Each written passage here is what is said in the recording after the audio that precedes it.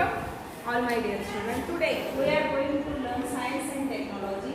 Chapter number 8, useful and harmful microbes. Useful उपयोगी, harmful उपद्रवी.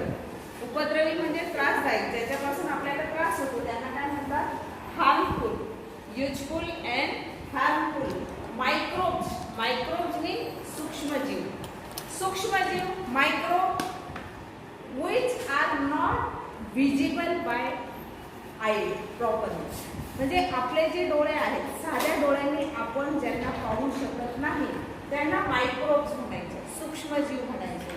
We can see microbes only with the help of microscope. Maybe electron microscope, maybe compound microscope. म्हणजे सूक्ष्मजीवांना जर आपल्याला बघायचे असेल तर एक तर इलेक्ट्रॉन मायक्रोस्कोप पाहिजे किंवा संयुक्त मायक्रोस्कोप. मायक्रोस्कोप सूक्ष्मदर्शिका. सूक्ष्मदर्शिका, दर्शिका दाखवू शकते त्याला काय म्हणजे ज्याला बघण्यासाठी आपल्याला सूक्ष्मदर्शकाची आवश्यकता असेल त्यांना मायक्रोब्स, सूक्ष्मजीव असं म्हटलं जातं. Useful in useful microorganisms. First is useful and then we see harmful. First, useful microbes. Which microbes are useful? Lactobacilli. Lactobacilli. Where lactobacilli are present? Lactobacilli are present in yogurt, dahi. लॅक्टोबॅसिली हे जीवाणू आपल्याला कुठे आढळतात तर ते आपल्याला दह्यामध्ये आढळून येत असतात. लॅक्टोबॅसिली convert lactose sugar in milk into lactic acid. Lactobacilli convert lactose sugar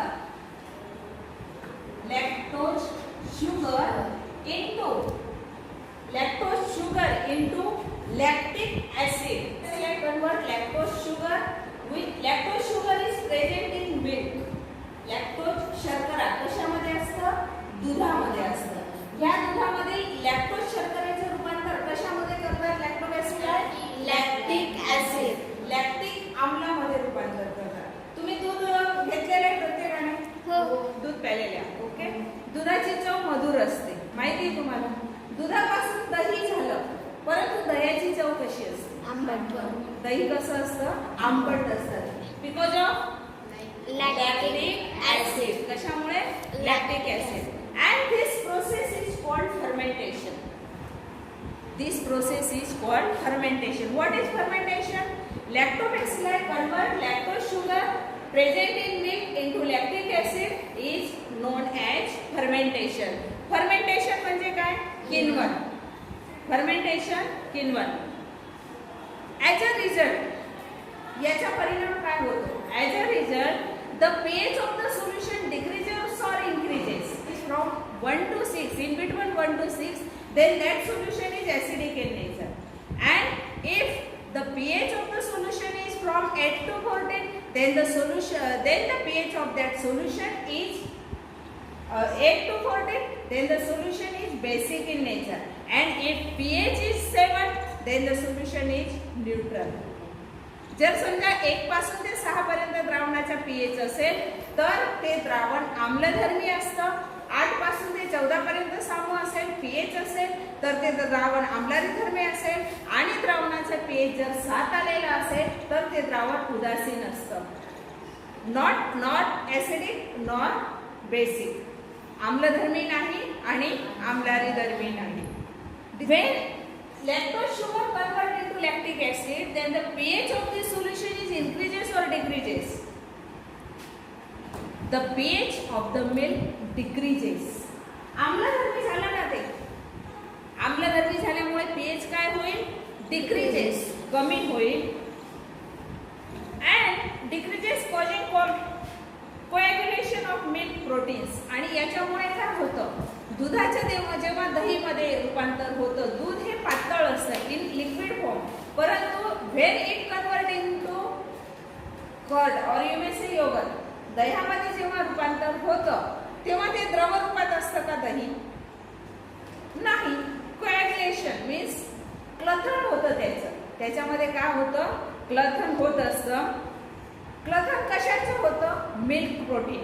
coagulation of milk protein म्हणजे प्रोटीन्स आहेत, ह्या प्रोटीन्सचं प्रथिनांचं काय होत असतं, क्लथन होत असतं. And this is what happen, milk changes into yogurt. आणि ह्या प्रक्रियेमध्ये काय होतं, मिल्क चेंजेस इनटू योगर्ट, दुधाचे रूपांतर दह्यामध्ये. मिल्क दूध, योगर्ट दही, दुधाचे रूपांतर दह्यामध्ये होत असतं. यू इट योगर्ट, दही खाल्लंय? Which is the taste of this yogurt? Yogurt is sour in taste. Yogurt is sour in taste. आंबट आहे, SOUR, आंबट आहे. परंतु दूध कसं आहे, दुधाची चव कशी आहे?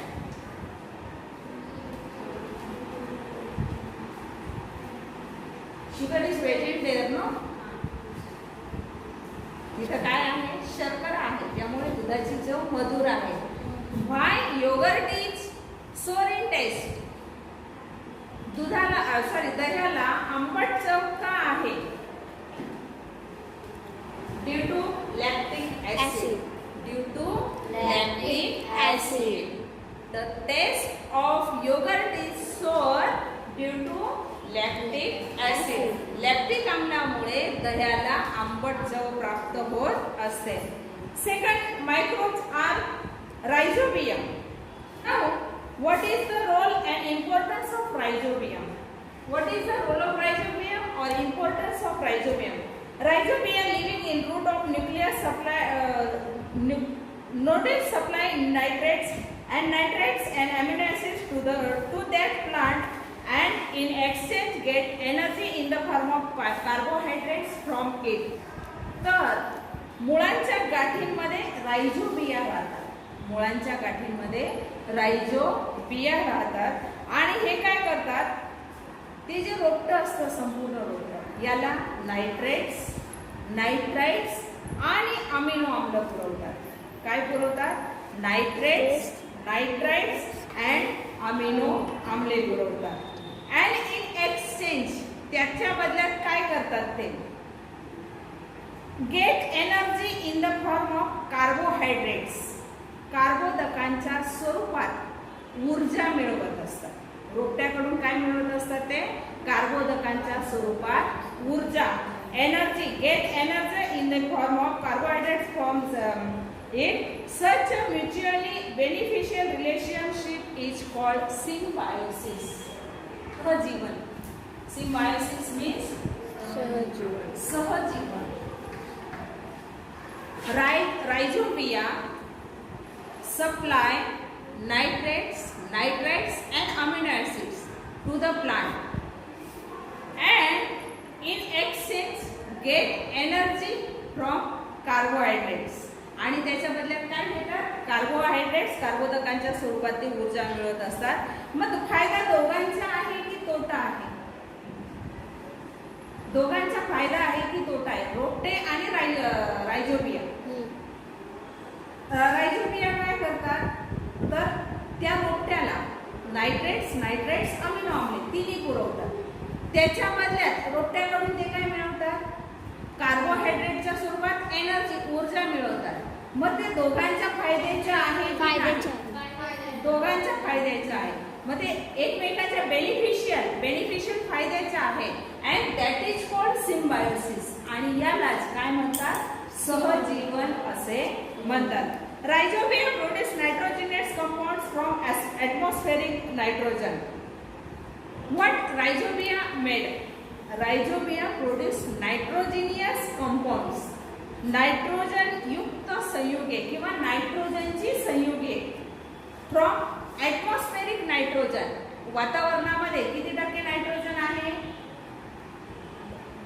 ॲटमॉस्फेरिक नायट्रोजन आहे, जो मॅक्झिमम स्वरूपात आहे वातावरणामध्ये, त्याच्यापासून राइझोबिया प्रोड्यूस नायट्रोजिनियस कंपाउंड्स, नायट्रोजन युक्त संयुगे ते तयार करत असतात.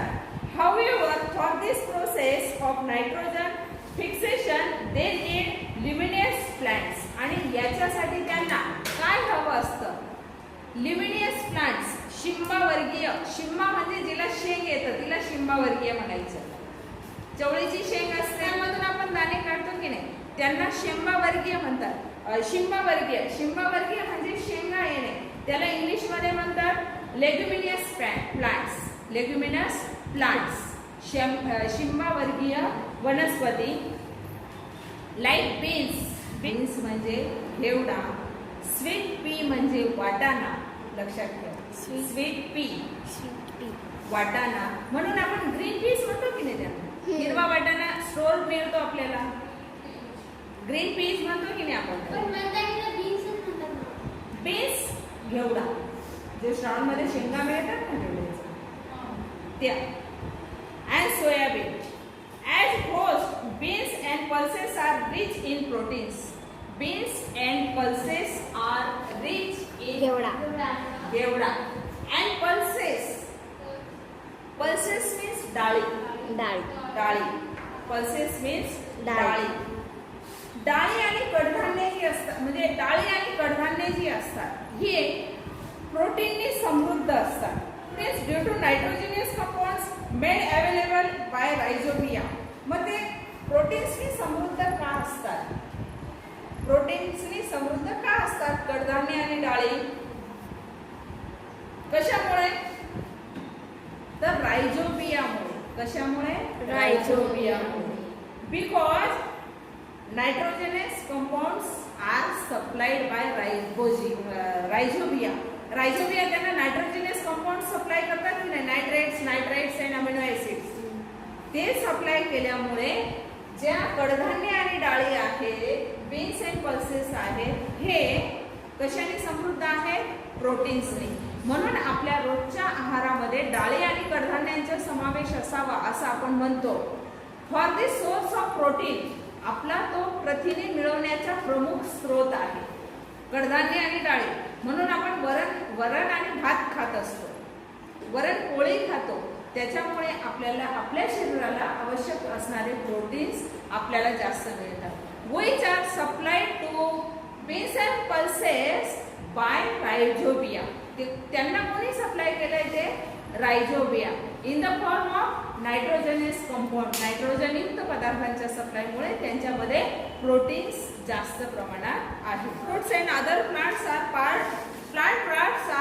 deliberately dumped in farm soil to maintain its bacterial population. बघा, जर समजा शेतकऱ्याने शेतामधून कडधान्य वगैरे काढून घेतले, म्हणजे वाटाणा असेल, हरभरा असेल किंवा चवळी असेल, याच्या शेंगा वगैरे काढून घेतले, मग ते राहिलेलं जे वेस्ट असतं हे जमिनीमध्ये पुरलं जातं. नांगरणी किंवा इतर ट्रॅक्टर वगैरेच्या यंत्राने ते जमिनीमध्ये पुरून देतात. का असं करतात? जमिनीमध्ये जर ते मिसळून दिले तर जमिनीमधलं बॅक्टेरिया, जीवाणूंची संख्या जी आहे, पॉप्युलेशन, हे कायम राखलं जातं. यासाठी म्हणजे काय, जमिनीची प्रत जी आहे, जमिनीची प्रत कायम राखली जाते. उपजाऊपणा जो आहे तो कायम राखला जातो. After harvesting leguminous crop, the leftover roots and other plants parts are deliberately dumped in farm soil to maintain bacterial population. The use of rhizobium has helped to reduce the use of chemical fertilizers. आणि याच्यामुळे काय होतं की आपण बघतो की खतांचा बेसुमार वापर केला. फर्टिलायझर्स म्हणजे रासायनिक खतं.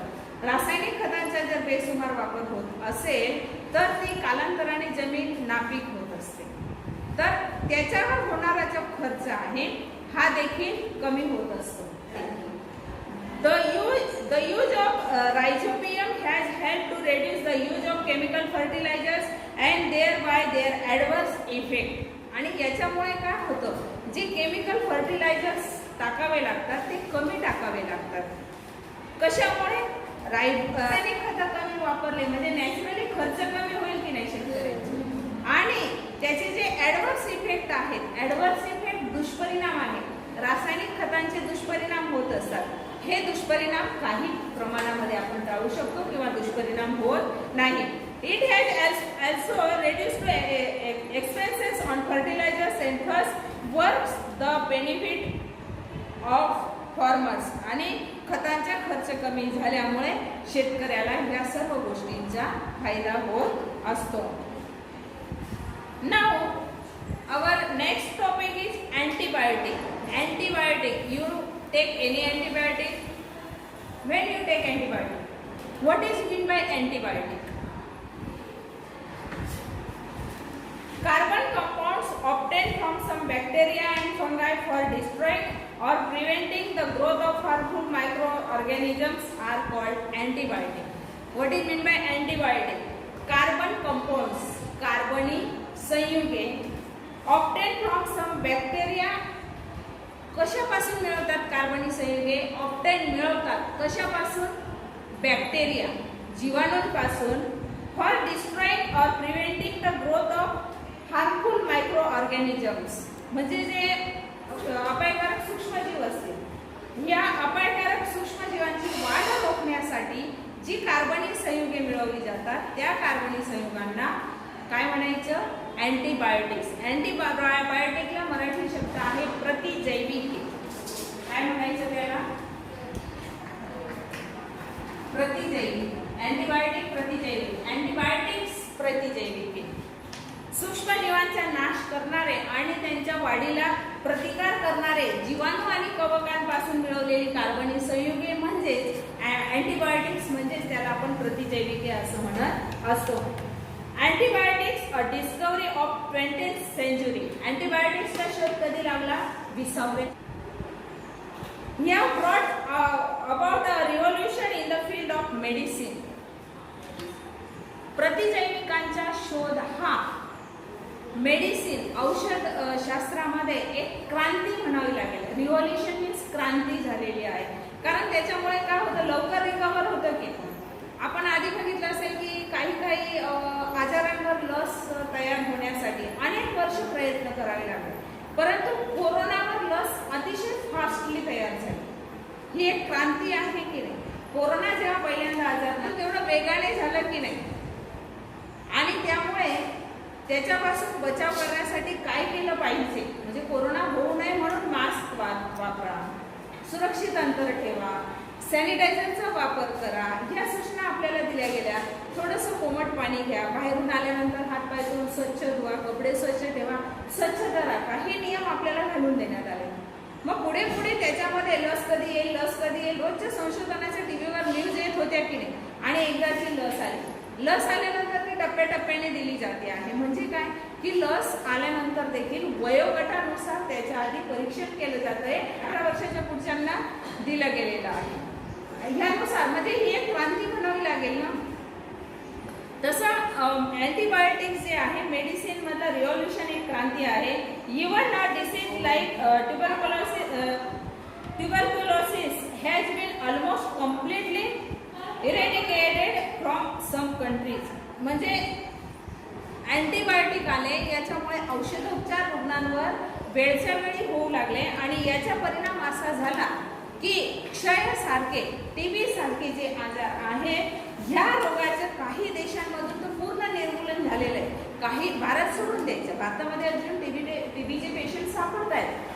ट्युबरक्युलोसिस, टीबी, क्षयरोग, मराठीमध्ये त्याला म्हणतात क्षयरोग, क्षयरोगाचे पेशंट आढळत आहेत. परंतु काही देश असे आहेत की पूर्ण त्याचे उच्चाटन झाले नाही. तसं पोलिओ डोस दिल्यानंतर, पोलिओ डोस तुम्ही घेतले असतील लहानपणी, शाळेमध्ये घेतले ना. अजूनही पोलिओसाठी पल्स पोलिओ लसीकरण मोहीम चालू असते. तर पोलिओ हा हद्दपार करण्यासाठी सुद्धा बऱ्याच प्रमाणामध्ये आपल्याला यश मिळाले. Antibiotics mainly act against bacteria. What antibiotics काय करतात? अँटीबायोटिक्स काय करतं? प्रतिजैविके काय करतात? Antibiotics mainly act against bacteria. जीवाणूंविरुद्ध ते कार्य करत असतात. Some antibiotics can destroy protozoa. आदिजीव जे आहेत, अमिबा सारखे आदिजीव, यांना काही अँटीबायोटिक डिस्ट्रॉय, नष्ट सुद्धा करत असतात. Some antibiotics are useful against a wide variety of bacteria. काही जे प्रतिजैविके आहेत हे एकापेक्षा जास्त अनेक जीवाणूंविरुद्ध ते उपयोगी ठरत असतात. ते are called broad spectrum antibiotics आणि त्यांना विस्तृत क्षेत्र प्रतिजैविके. ब्रॉड विस्तृत, स्पेक्ट्रम क्षेत्र, अँटीबायोटिक प्रतिजैविके, विस्तृत क्षेत्र प्रतिजैविके, ब्रॉड स्पेक्ट्रम अँटीबायोटिक्स असं म्हटलं जातं. फॉर एक्झाम्पल एम्फिसिलिन नंतर एमॉक्झिसिलिन, टेट्रासायक्लिन हे जे आहे ते एकापेक्षा जास्त जे जीवाणू आहेत यांच्या म्हणजे हार्मफुल जीवाणू आहेत, हार्मफुल बॅक्टेरिया आहेत, यांच्या विरुद्ध लढण्यासाठी ते उपयोगाला येत असतात. Which ampicillin, amoxicillin and tetracycline. When the pathogen cannot be identified, even though the symptoms of disease are visible, broad spectrum antibiotics are used. ज्या वेळेस समजा रोगाची लक्षणं दिसतायत, परंतु पॅथोजेन म्हणजे ज्या सूक्ष्मजीवामुळे हा रोग झालेला आहे तो जर समजा त्याचं अस्तित्व सापडत नसेल तर त्यावेळेस हे जे आहे एम्फिसिलिन, एमॉक्झिसिलिन अँड टेट्रासायक्लिन ही प्रतिजैविके दिली जातात, कारण ते एकापेक्षा जास्त जीवाणूंच्या विरोधात कार्य करत असतात. Whenever pathogenic microorganism is definitely known, the narrow spectrum antibiotics are used. आणि ज्यावेळेस आपल्याला काही झालं की आपण डॉक्टरांकडे जातो आणि डॉक्टर आपल्याला ब्लड युरिन टेस्ट करायला लावतात, रक्त लघवी तपासायला लावतात. का तपासायला लावतात? To identify the pathogen. कशासाठी तपासायला लावतात? तर कोणत्या पॅथोजेन सूक्ष्मजीवांमुळे आजार झालेला आहे तो सूक्ष्मजीव आयडेंटिफाय करण्यासाठी. And if the pathogen is identified, जर समजा तो सूक्ष्मजीव ओळखला गेला तर narrow spectrum antibiotics are use.